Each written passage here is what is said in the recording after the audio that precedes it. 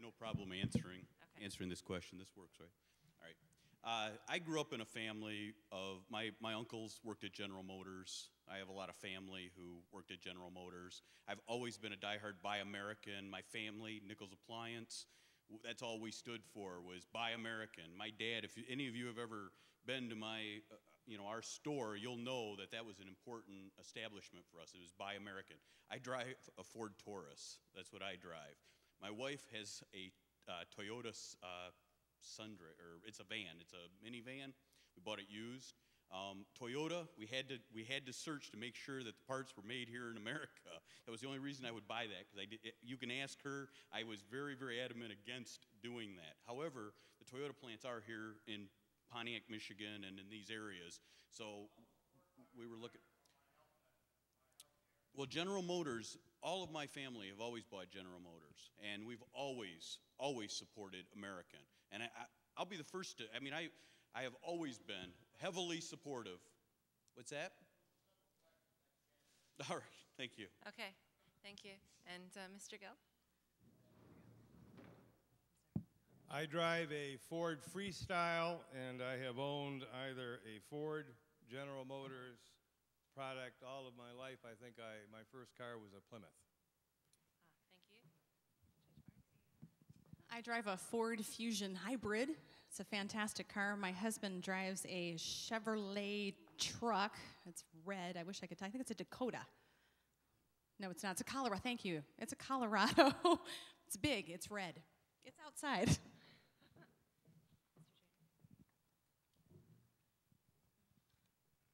I'll stay right here.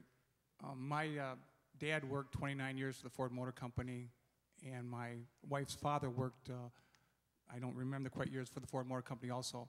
I have a GMC Suburban. I have a GMC Impala. I have a Park Avenue. I have a AMC Jeep and Impala, right? Did I say Impala twice? I have 5 cars. Which one am I missing? Park Avenue Ultra. I have Buick Ultra also. So I have 4 GM products and 1 AMC. A car for each child, right? No, I have 5. Well, I'm joking. that leaves, then we're walking. We get the kids' bikes. I was just joking about that one. Okay, another question out in the audience. Oh, yes, right down here, sir. Who has the roaming mic? Over here? Okay, thank you. We're getting our exercise tonight. And of course, state your name before you ask your question. Thanks. My name is Mark McFarland. I'm a candidate for the 1st District County Commissioner. One of the politicians that I've always admired is John F. Kennedy. And the reason is his stance on the separation of church and state. What my question is to all the candidates is that take countries, I'll give you an example, a country like Turkey, which is made up a majority of Muslims, yet they have a very secular state. Even in their universities, they cannot wear religious dress. This is my question. In this county, we have a county commission that starts off every meeting with a religious prayer. Do you agree with this? And if this come before your court, how would you decide? And you would like every judge to respond to that? Yes. Or every candidate for? Okay. Yes. All right. Who would like to take that first? Anyone wants to volunteer? Okay. I believe strongly in the separation of church and state. It's one of the founding principles of our Constitution. It is essential. It's one of the reasons why we are in fact here in America, because we very much needed to have that separation be a part of the way in which this new country was built. I do not believe that in a government meeting it should start with a prayer. However, I would think that a moment of silence would be appropriate, so that we're inclusive with respect to other people's, to each religious belief that might be before you. Did I answer that? That's Okay. fine, thanks. Okay. Mr. Janer, would you like to take the next?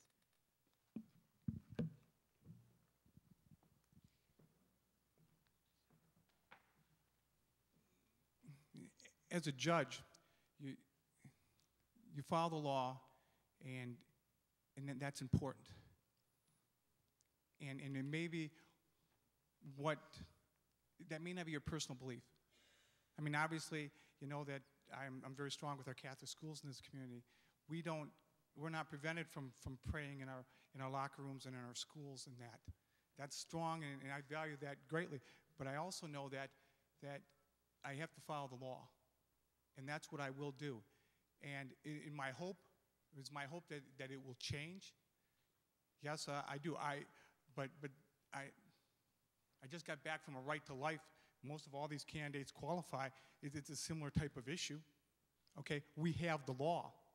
That doesn't mean our personal feelings are coinciding at this time.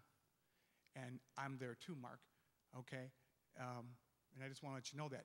But I will follow the law until it's changed. But you're not going to affect me as a person in what I believe in and what I'll expose my family and kids to. Thank you.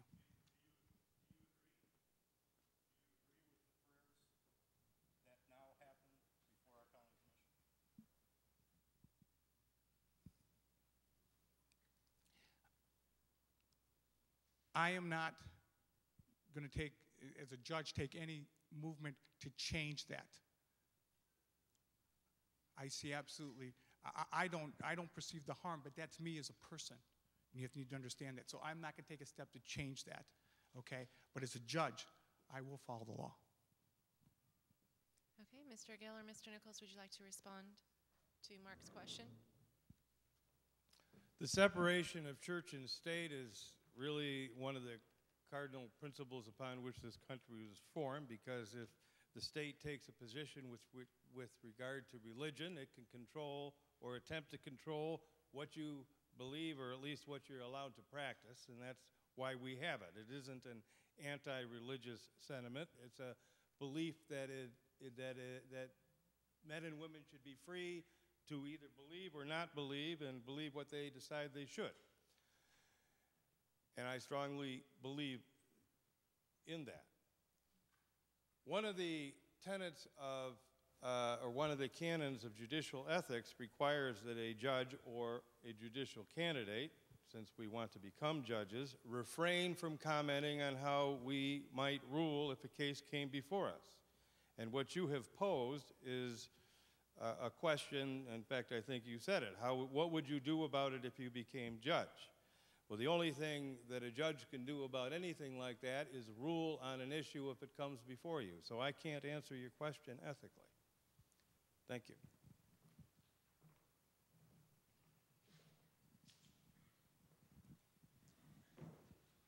This country was founded on religious freedom. I mean, obviously, that's why this country was built, was based on the king telling us, or, telling the pilgrims, no, this is not going to, happen. We're not going to let you follow your religion. We're going to hold certain things against you. That's why we have separation of church and state. Obviously, it's there to protect people who do have certain beliefs that maybe other people or the majority might not agree with. There is that protection, and we do have to look at that. So as far as I stand on it, I mean, obviously, our government sways in those areas. Freedom of speech could be an argument that could be made in those areas. Obviously, if that thing comes before the court, I can't make a decision right now as to what I would do. Personally, I feel, you know what, our currency states "In God We Trust." We allow God in a lot of different areas. God is in everybody's mind something different. Even in somebody who may not believe in a God may still have an idea of what a God is. So those are the type of things, I guess, when you're looking at it from that standpoint, it could, that works. But overall, I mean, we're a very Christian area, and obviously that is an issue that does come up a lot in regards to being in schools, being in public arenas. And as judge, I can't tell you what my opinion would be, as far as I'd have to listen to the facts, I'd have to listen to what the arguments are, and I'd have to see what precedent stands. And that's where I would stand as far as making that decision as a judge. Personally, I feel that, if someone feels that God and people don't have a problem with it, then it should be allowed as a freedom of speech type issue.